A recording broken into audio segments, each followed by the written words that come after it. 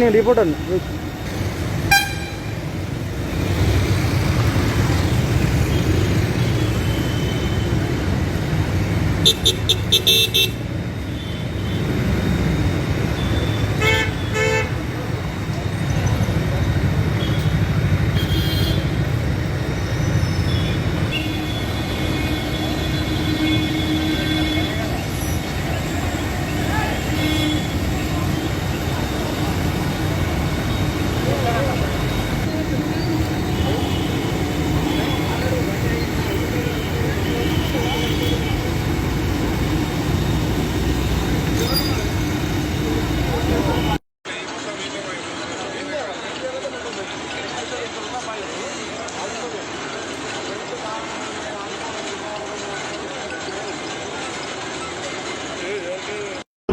తెల్లవారుజామున around 4 o'clock dial 100 కార్లు వచ్చింది కుక్కటిపల్లి హౌసింగ్ బోర్డు పెట్రోల్ మొబైల్కి.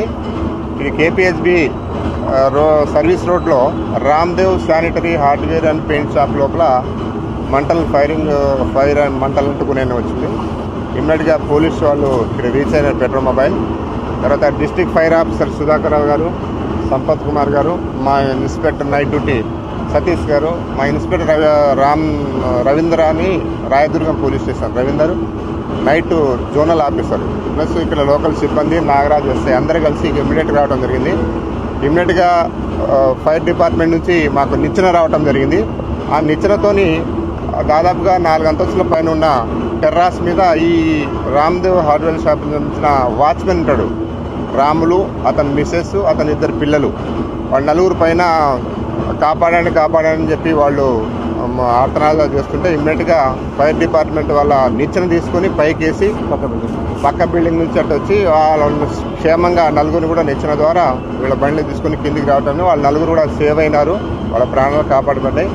బట్ దీంట్లో ప్రాథమికంగా ఎంక్వైరీ చేస్తే ఏంటంటే ఎలక్ట్రిక్ షార్ట్ సర్క్యూట్ అయినట్టుగా తెలుస్తుంది. బట్ వాళ్ళు ఓనర్స్ వాళ్ళు రామ్దేవ్ ఎలక్ట్రికల్ పెయింట్ దాంట్లో ప్లైవుడ్ ఉంటుంది, పెయింట్స్, వాళ్ళంతా చెప్పేది ఏంటంటే 1 నుంచి 1.5 మధ్యలో జరగవచ్చని ప్రాథమికంగా వాళ్ళకి రిపోర్ట్ ఇస్తున్నారు. బట్ ఫర్దర్ ఎంక్వైరీలో ఇన్వెస్టిగేషన్లో ఎంత డ్యామేజ్ ఏమైంది, అది ఏ విధంగా అయినది కూడా ఫైర్ డిపార్ట్మెంట్ సాయంతో మేము దాన్ని కంక్లూడ్ చేస్తాం.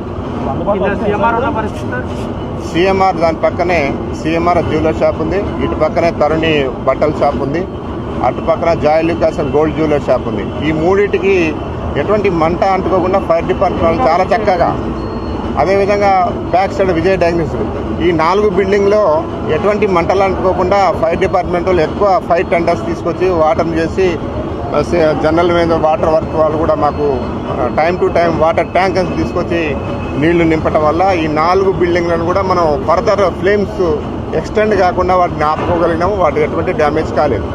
బట్ ఇది ఒక్కదాని మీద మాత్రం కాన్సన్ట్రేషన్ చేసినాము.